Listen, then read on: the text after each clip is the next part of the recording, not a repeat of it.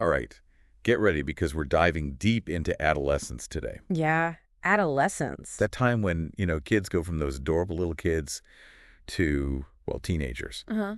We've got a ton of research here to help us understand what's happening in those teenage brains and bodies. It's quite a journey, that's for sure. And it all begins with puberty, which is much more than just some outward changes. It's Right. a complete hormonal shift. Yeah. Affects everything from sleep to their emotional responses. A hormonal shift. That's a great way to describe it. Yeah. So let's talk about these hormonal pathways. Hmm. The HPA and HPG axis. What are they exactly? Well, think of them as like these communication networks inside the body. Oh. The HPA axis or hypothalamus-pituitary-adrenal axis, it's like the body's main control center for stress. Okay. But, and here's the interesting part, it's also really important in puberty. It signals the release of key hormones like testosterone and estrogen. Ah, the infamous teen hormones. Testosterone being the big one in males, and estrogen, specifically estradiol, kind of running the show in females. Right. But I'm guessing it's not just physical changes, right? Oh, you're absolutely correct. These hormones have a direct impact on brain development, especially the areas that handle emotions. Cool. That's why teenagers can be so prone to, mood swings and impulsive behavior. Their emotional responses are just turned up. So those sudden bursts of anger, the tears, the need for thrills and excitement, it's not just them being difficult. No. It's their brains are literally awash in hormones. Exactly, yeah. It's like their emotional volume is constantly on high. That's a great analogy. Yeah. And it kind of explains why teenagers are drawn to those intense experiences. Mhm. Loud music, fast cars, risky activities. Their brains are wired to seek out that dopamine rush. Yeah. Okay, so it makes sense. And speaking of being wired, let's talk about another classic teenage struggle. Sure. Sleep. Why are teenagers known for being night owls? Is it just a phase? Or is there something more to it? Well, it's definitely biological. Those same hormones that are driving all these emotional changes, they also mess with their circadian rhythm. That's the body's natural sleep-wake cycle. Okay. Puberty essentially shifts that rhythm, Right. makes them naturally more awake at night and sleepy in the morning. So it's not just teenage rebellion keeping them up late. No, not at all. Like- Their bodies are kind of working against them. Yeah, exactly. And then, we throw early school start times in the mix, and it's just a recipe for chronic sleep deprivation. Exactly. Yeah. And we all know what happens when we don't get enough sleep. Yeah. We get grumpy, we can't focus, we make bad decisions. Right. But for teens, the stakes are higher. Right? Absolutely, yeah. Sleep deprivation in teenagers can lead to, well, more than just being in a bad mood. It can affect their concentration in school, increase their risk of accidents, worsen those mood swings, and it can even contribute to long-term health issues. It's a real concern. So it's no wonder they're often just running on empty. The American Academy of Pediatrics has recommended later school start times for teenagers, Yeah. haven't they? They have, and for good reason. Yeah. The research is really clear on the benefits. However, there's often pushback on that idea. Right. Logistical challenges, worrying about changing family schedules and things. I can see how that would be a difficult change to make. But it makes you wonder, are we prioritizing convenience over our teenagers' well-being? It's something to think about, for sure. Now let's delve into the teenage brain itself. Why do they sometimes do things that seem, well, let's be honest, completely illogical? Well, what's fascinating is the teenage brain is literally under construction still. Okay, yeah. Different parts are maturing at different speeds, and this can lead to some of those head-scratching decisions. So which parts are developing faster Yeah. and which ones are lagging behind? Imagine a constant tug of war between the emotional part of the brain, which is the limbic system, and the rational part, the prefrontal cortex. The limbic system, which is all about emotions, rewards, social connections, it matures much faster during puberty. So that explains the emotional roller coaster, the impulsivity, that need for social approval, all of that, right? Exactly. Now, the prefrontal cortex, the voice of reason, that helps us control impulses, make thoughtful decisions, that's still developing throughout adolescence. So it's like the gas pedal is down, but the brakes aren't quite installed yet. That's a great way to picture it. No wonder they can be so prone to risky behavior. Right, and it helps explain why things like texting while driving, substance abuse, dangerous stunts, all of that is so common among teenagers. They're not necessarily trying to be reckless. Their brains just haven't developed the capacity to assess the risks and make good judgments in those heated moments. It's a sobering thought for sure. Do you have any real-world examples of this disconnect between the emotional brain and the rational brain in teenagers? Well, Dr. Lawrence Steinberg, who's a leading researcher in adolescent development, he told a great story about his own son. His son snuck out in the middle of the night with some friends, ended up setting off a burglar alarm, had to run from the police. When Dr. Steinberg asked his son, "What were you thinking?" his son said, "That's the problem, Dad. I wasn't." Wow, that's such a powerful example of how emotions can just completely hijack rational thinking in teenagers. Yeah. It really emphasizes the need for understanding and patience when we're dealing with them. It's not always defiance or intentional misbehavior. It's about their brains still being wired for impulse rather than logic. Exactly. Yeah, we can't just expect teenagers to think and act like adults. Their brains are literally still being built. It's important to remember that. Okay, let's shift gears a bit and talk about the timeline of puberty. When does this whole hormonal roller coaster usually begin? And what factors influence when it starts?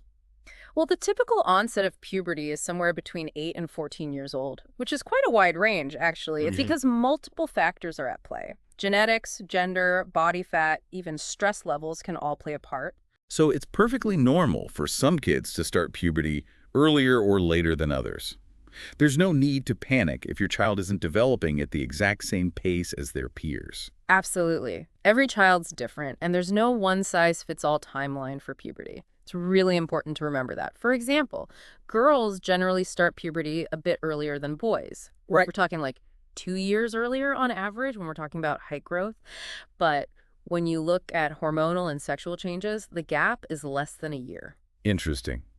And I've also heard that early puberty is becoming more common these days. Is there any truth to that? Yeah, there's something called the secular trend. It basically describes the tendency for puberty to start earlier in recent generations than in previous ones. This trend is mainly attributed to improvements in things like nutrition and healthcare. So as kids grow up healthier, they hit puberty sooner. That's the idea, yeah. It makes sense. But I'm sure some people are still wondering, what about all those hormones in our food? Could that be contributing to early puberty? Well, that's a valid question. The research on environmental factors like hormones in food is still a bit unclear. Genetics really seems to be the primary driver of when puberty starts. Okay, that's reassuring. But what about stress? Can stress impact when puberty begins? Yes, stress can actually play a significant role, especially if it's stress involving things like family instability, abuse, or other major life disruptions. Studies have shown that stress, particularly stress with a sexual component, can actually accelerate puberty, especially in girls. That's fascinating, but also a little concerning. It highlights how important it is to have a stable and nurturing environment for kids, especially during those vulnerable preteen and early teen years. Absolutely, yeah. The key takeaway here is that puberty is this multifaceted process. It's influenced by a whole mix of genetic, biological, and environmental factors. Understanding this can help us provide better support and guidance for teenagers during this transformative time in their lives. Well said. Now, I think it's time to address the big one. Puberty isn't just about physical changes. It's an emotional and social roller coaster, too. It is. And it's not always a smooth ride. Yeah, you're right. The timing of puberty can have a huge impact on a teenager's social and emotional well-being. Being off time, whether they're an early bloomer or a late bloomer, can create so much stress and anxiety. Let's break this down. What are some of the specific challenges that early bloomers face, particularly girls? Well, early maturing girls often face really unique struggles. They might experience body image issues as they develop curves before their peers, Right. leading to, self-consciousness and anxiety. They may also attract the attention of older boys, which can sometimes lead to risky sexual behavior and unhealthy relationships. And research has shown that early maturing girls are at a higher risk for things like depression and anxiety. That's tough to hear. And what about boys? How does early puberty affect them? Well, early maturing boys tend to be more aggressive and more prone to risk-taking behavior. They might also be more likely to get involved in things like substance abuse and delinquent activities. However, it's not all negative. Okay. Some studies have shown that early maturing boys can actually benefit from things like increased confidence and, higher social status among their peers. Sounds like a mixed bag for early maturing boys. Yeah. But what about the late bloomers? I imagine they feel left out, insecure while their friends are hitting these milestones. They absolutely can, yeah. Late bloomers, particularly boys, often experience a lot of anxiety and struggle with self-esteem. Right. They might be teased or bullied for their smaller size or lack of physical development, making it harder to fit in socially. So whether a teen is ahead of the curve or behind it, being off time in puberty can really shake their sense of self. It really can, yeah. And it highlights how important social context and peer influence are during adolescence. The way teenagers experience puberty is shaped not only by their own internal changes, but also by how their peers are developing and those social norms around all these changes. It's a reminder that we need to be sensitive to each teenager's unique experience. Provide a supportive and understanding environment no matter where they fall on the puberty timeline. Well said. It's amazing how much we focus on the physical changes of puberty, but the social and emotional shifts are just as important, wouldn't you say? Absolutely. And that brings us to another big part of adolescence, the growth spurt. It's like they sprout up overnight.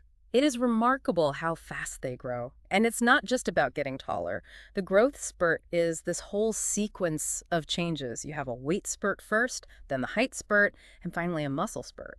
So those awkward phases where their limbs seem all out of proportion or they suddenly have a little more padding than usual, Yeah. it's all part of the process. Exactly. Their bodies are working overtime, and sometimes those changes are a bit uneven.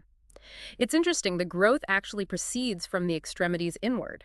So their hands and feet grow first, then the arms and legs, and finally the torso. Like they're growing in reverse.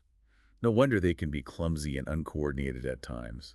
And this uneven growth can actually make them more prone to injuries, especially if they're involved in sports or other physically demanding activities.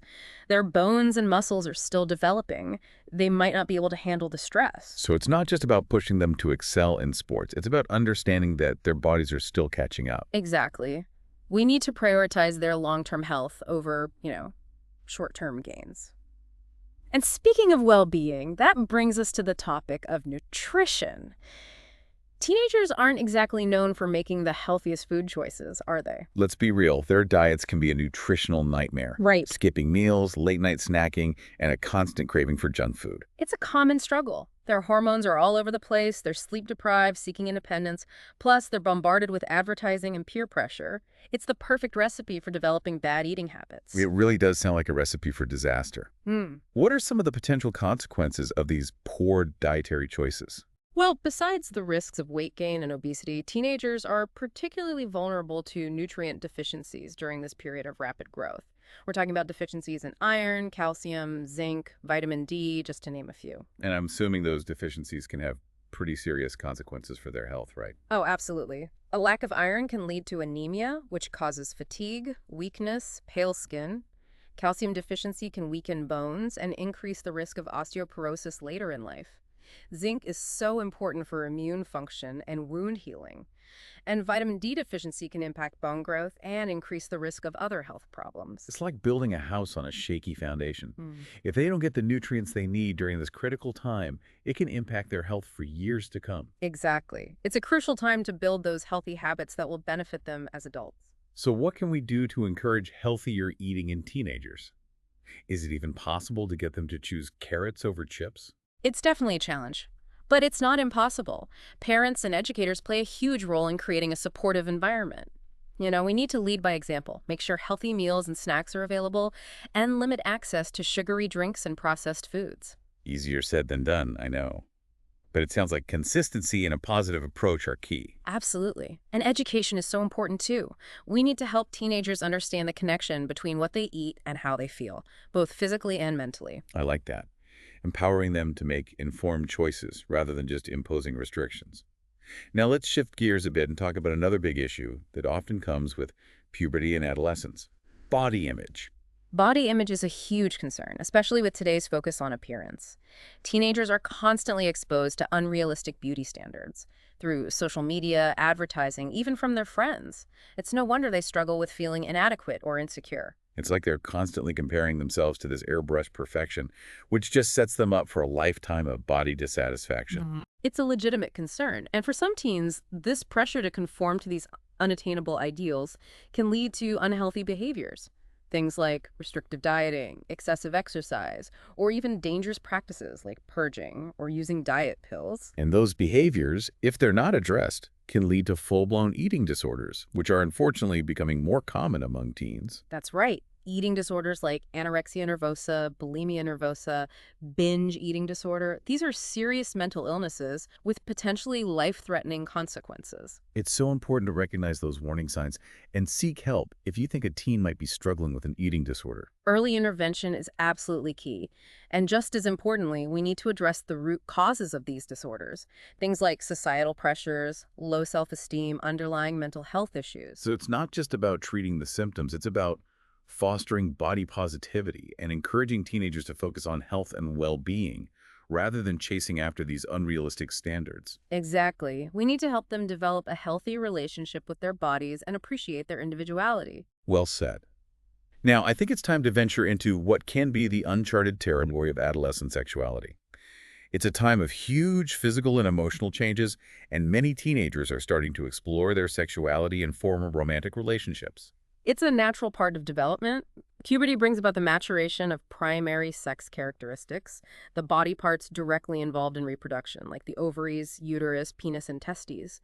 But it also triggers the development of secondary sex characteristics, the features that signal sexual maturity but aren't directly involved in reproduction, things like breasts, facial hair, body hair. So it's not just about the biological capacity for reproduction, it's about those outward signs that signal adulthood and, let's be honest, often play a role in attraction. Absolutely. And these physical changes, along with those surging hormones and social pressures, can lead to a lot of confusion, curiosity, and sometimes even risky behavior. Speaking of risky behavior, let's talk about the concerns surrounding adolescent sexual activity. Teen pregnancy rates have declined in recent years, which is fantastic. But what are some of the challenges that still exist? While that decline in teen pregnancy rates is encouraging, there's still concern about early sexual activity, particularly before the age of 16. Early sexual activity is linked to a higher risk of STIs, emotional distress, and social stigma. It can also disrupt education and future plans. It really underscores that teenagers need guidance and accurate information to make sense of these complex issues. They need to understand the risks, the importance of consent, and how to protect themselves from STIs. Couldn't agree more. Open and honest communication with parents, educators, and healthcare providers is so important. We need to create a safe and supportive environment where teenagers feel comfortable asking questions and seeking guidance without feeling judged or ashamed. That's so crucial. This is a sensitive topic, but I think it's essential to address the issue of sexual abuse, which unfortunately can be a reality for some teenagers. You're absolutely right. Child sexual abuse, which is any sexual activity between a child and an adult, is a devastating issue with long-term consequences for victims. And young adolescents are especially vulnerable during this stage of physical and emotional development. What makes young adolescents particularly vulnerable? Well, there are several reasons. They might be confused about their own sexuality and boundaries, they might be seeking attention and affection from adults, or they might be afraid to speak up or report abuse because of fear, shame, or threats from the abuser. That's heartbreaking. What are some of the long-term consequences of this kind of abuse? The effects can be really wide-ranging and long-lasting. Victims often struggle with things like PTSD, anxiety, depression, low self-esteem, problems in relationships, even substance abuse.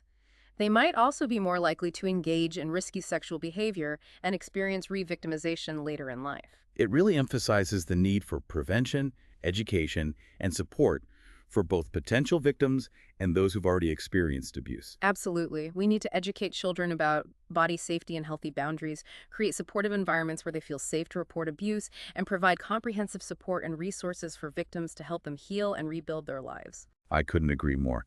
Now let's move on to another major concern related to adolescent sexual activity. Sexually transmitted infections, or STIs.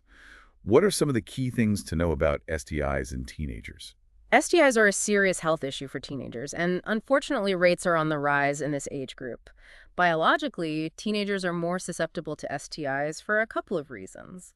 Their immune systems are still developing, and their bodies are undergoing changes that make them more vulnerable to infection. So even if they're engaging in the same sexual behaviors as adults, They're at a higher risk of contracting an STI. Exactly. And to make matters more complicated, teenagers are often less likely to use condoms consistently or seek medical attention if they think they might have an STI.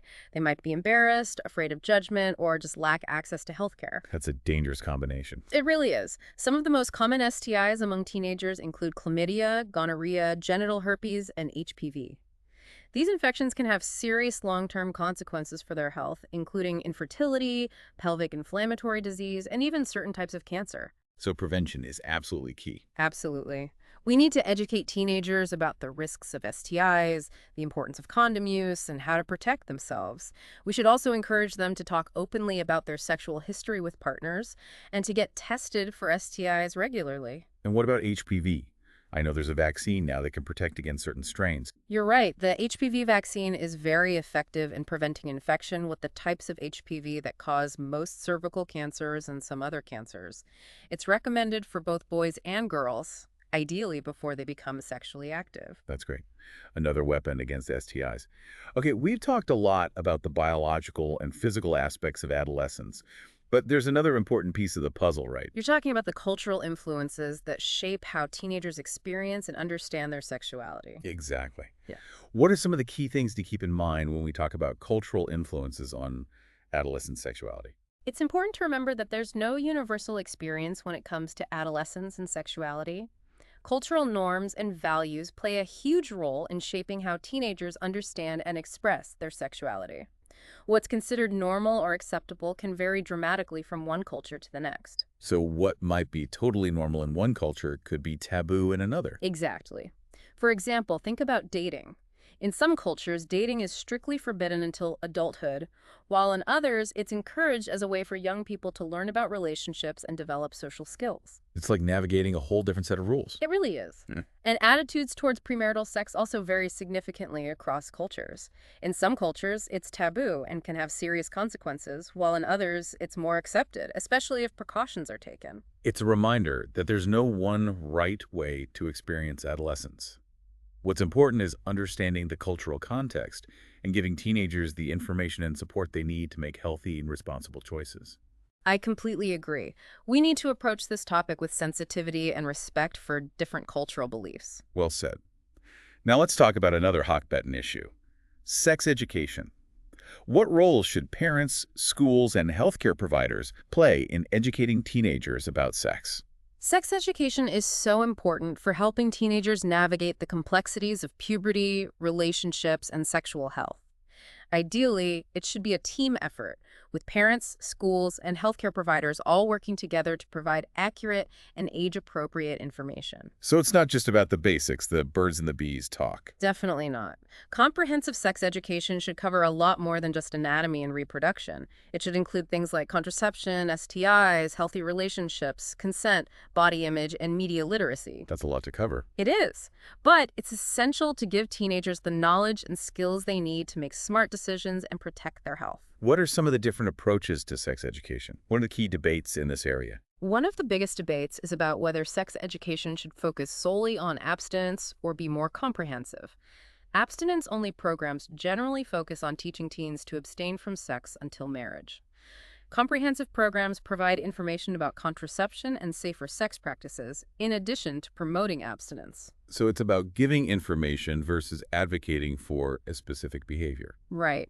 And there's a lot of research on how effective these different approaches are. Studies have consistently shown that comprehensive sex education is better at delaying sexual activity, increasing condom use, and reducing teen pregnancy and STI rates. So it seems like providing accurate information and empowering teenagers to make their own choices is more effective than simply telling them what they should or shouldn't do. Exactly. And another crucial aspect of sex education is addressing the emotional and social aspects of sexuality.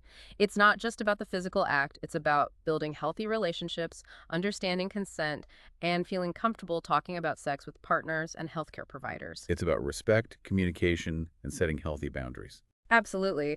And this includes talking about sensitive issues like sexual harassment, sexual assault, and homophobia. We need to create an environment where teenagers feel safe discussing these topics and getting help if they need it. I couldn't agree more. It's clear that sex education isn't just about avoiding negative outcomes. It's about encouraging healthy sexual development and well-being. Now, before we wrap up this part of our deep dive, I want to touch on another important aspect of adolescence: mental health. We've talked about the emotional roller coaster of puberty, but what are some specific mental health challenges that teenagers might face? Adolescence is a time of major change and upheaval, which can make teenagers more vulnerable to experiencing mental health problems. Depression, anxiety, and eating disorders are some of the most common mental health conditions affecting this age group. What are some of the things that contribute to these mental health challenges? Well, there's a mix of biological and environmental factors at play. The hormonal changes during puberty can contribute to mood swings and emotional instability. Social pressures, stress at school, and family conflicts can also take a toll. And of course, there can be genetic predispositions to certain mental health conditions. It's a reminder that mental health is just as important as physical health, and we need to be aware of the signs of mental distress in teenagers. Absolutely. Some common warning signs to watch for include changes in mood, sleep patterns, appetite, energy levels, social withdrawal, a decline in schoolwork, and an increase in risky behavior. If you notice any of these, it's important to seek professional help. What are some of the resources available for teenagers struggling with mental health? There are a lot of resources available, including school counselors, therapists, psychiatrists, and support groups. There are also online resources and hotlines that can provide immediate support and guidance. It's good to know there are options, and it's important to remember that mental health conditions are treatable, and getting help is a sign of strength. Absolutely. We need to work towards a culture where mental health isn't stigmatized and seeking help is encouraged. It's about giving teenagers the tools and support they need to build resilience and cope with the challenges of adolescence. Well said. Now, before we move on, I want to leave you with a thought-provoking question. Given what we've learned about the unique challenges and opportunities of adolescence, how can we create a world that better supports the healthy development of teenagers? It's something to think about as we continue to explore this fascinating topic. Welcome back. So we've been talking about this wild ride of adolescence, and we've covered the biology, the hormones, the health stuff. But there's another layer to this, right? Oh, absolutely. Yeah. We can't forget about those social and cultural forces. They're huge in shaping the adolescent experience, Yeah. affecting everything from how teens see themselves to how they interact with the world around them. Yeah, it's that whole who am I thing, isn't it? Figuring out your identity. Like we learned way back in Psych 101. You got it. Adolescence is all about self-discovery.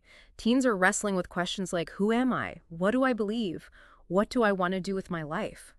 It's a time of exploration and, yeah, sometimes a bit of rebellion as they try to figure it all out. It's like they're trying on different personalities, seeing what fits. Exactly. One day they're all about punk rock, the next day it's poetry slams. Confusing time for sure. It can be. And it's even more complicated because they're getting all these messages from everywhere about who they should be and how they should act. Families, friends, the media, society, everyone has expectations. And sometimes those expectations clash with what the teenager is feeling inside. So they're trying to find their own way while being pulled in a million directions. That's a great way to put it. And it's no wonder so many teenagers feel lost and unsure. It's a lot to handle. Imagine feeling pressure to fit into gender roles that don't feel right, or being pushed toward a career you have zero interest in.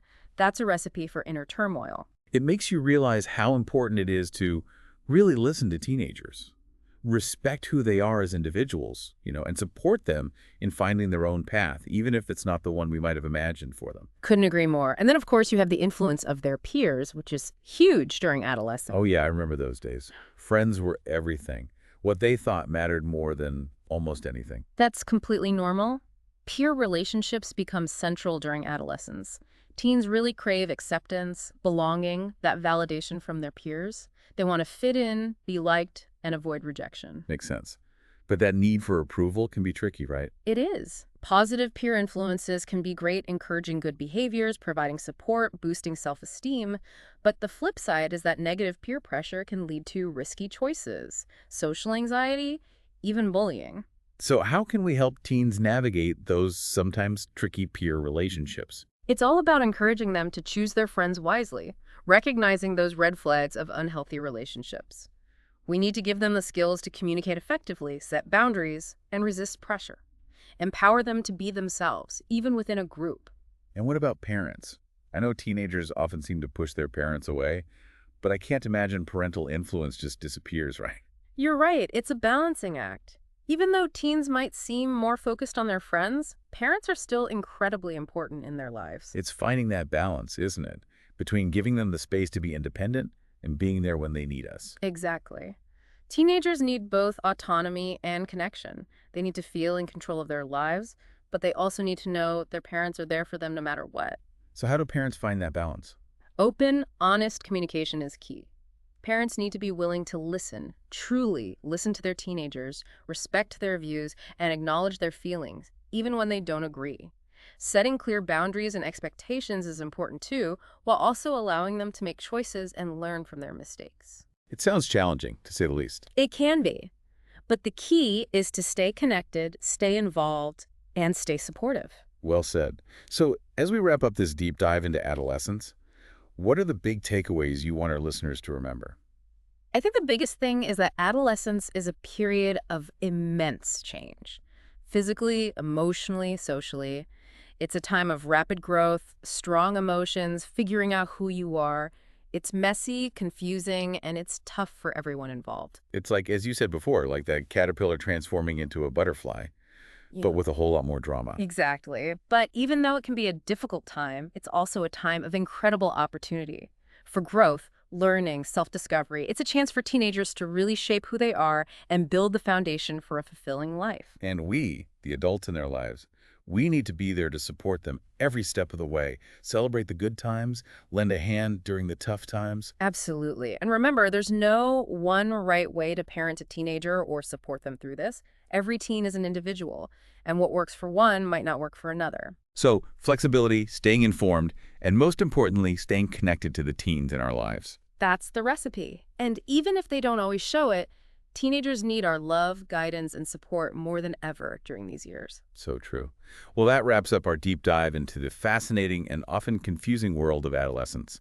We hope you've enjoyed it and learned something new along the way. Keep asking questions, stay curious, and most importantly, stay engaged with the teenagers in your life. They need us.